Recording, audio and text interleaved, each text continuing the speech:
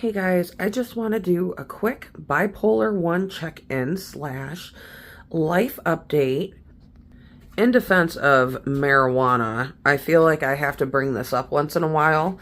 Um, I do in fact smoke marijuana like cigarettes. I'm a chain smoker.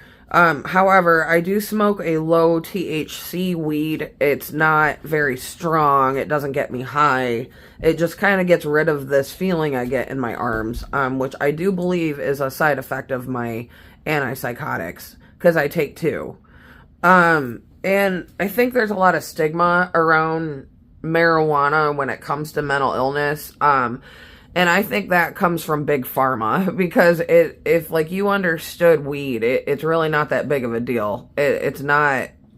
That's why it's legal now, because they're starting to realize that it's not quite as sedating and problematic as it was once thought to be. I haven't done edibles in over a month. I'm kind of laying off the hard stuff. While I go through this cleanse, this, diet that I'm on, which I am losing weight. I'm losing quite a bit, actually. I was in a 2X, getting up there close to a 3X there for a minute. I bloated out really bad. I took control of my life and my health and, eating a lot of clean foods and stuff like that. And the pants I'm wearing now are a large / extra large, and they're quite comfortable. So, and I'm really excited. I ordered 3 pairs of them. I took advantage of the Amazon deals, and I got a bathing suit for $9, and I just got it yesterday, and it's so nice. I got a really good bathing suit. So, yeah, big pharma, man, they don't want you using marijuana and feeling better. I mean, sometimes when you find things that make you feel better, they try to take it away. Like the Bible. Last time I was in the hospital, I did get to read the Bible. It was one they provided. But the time before that, they took my Bible away. Which I thought was pretty unfair, because it was helping me deal with my spiritual psychosis. So they're not always. Sometimes they take things away that help, and I think weed is one of those things that they take away. Now, if weed makes you paranoid, and it is important to note, like, if I'm experiencing psychotic symptoms, I do, like, typically stop using, or I just use a lot less, kind of like I am now. So, that's just, I know what works for me. I know my body, and I'm, like, sitting here living a pretty privileged life. I'm a housewife. I'm taken care of. And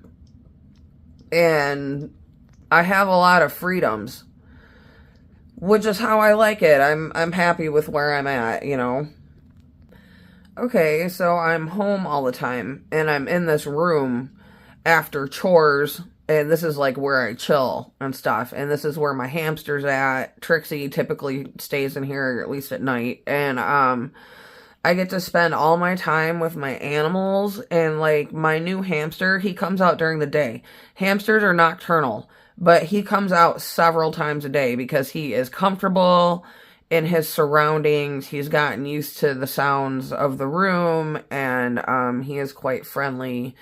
And I bought him a playpen, so we're gonna take him out and play with him.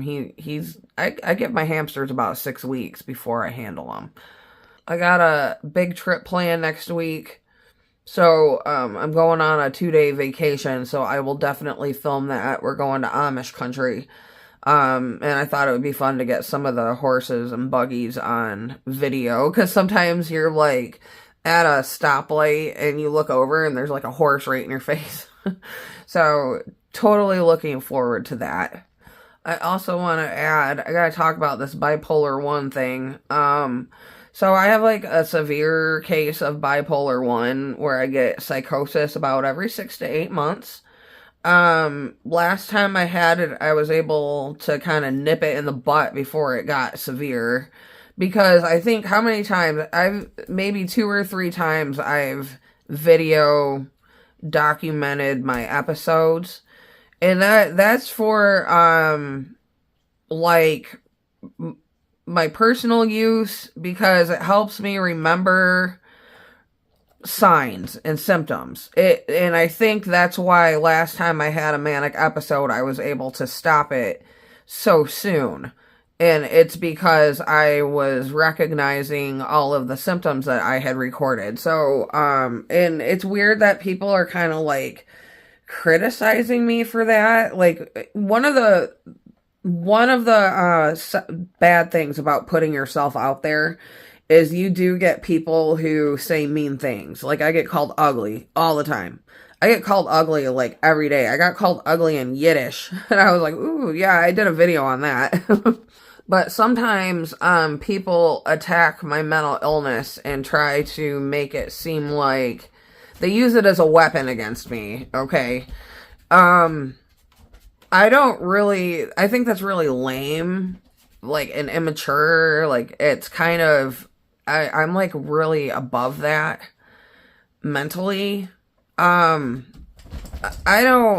not like ashamed of being bipolar. If anything, I'm thankful to be bipolar because I see the world from another perspective. I see something, you know. I think there's a little bit of clairvoyancy in there somewhere. Okay, it's always a spiritual experience.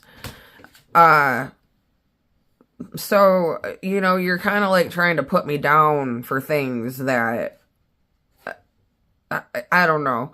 I don't know if that's like that almost reminds me of like psychiatric abuse and like bad therapists, you know, putting you down for things that you might actually like about yourself and trying to weaponize it. I don't know. I don't know, guys. I guess that's all I have today. If I can think of anything else, I will do a part 2. Okay? Bye.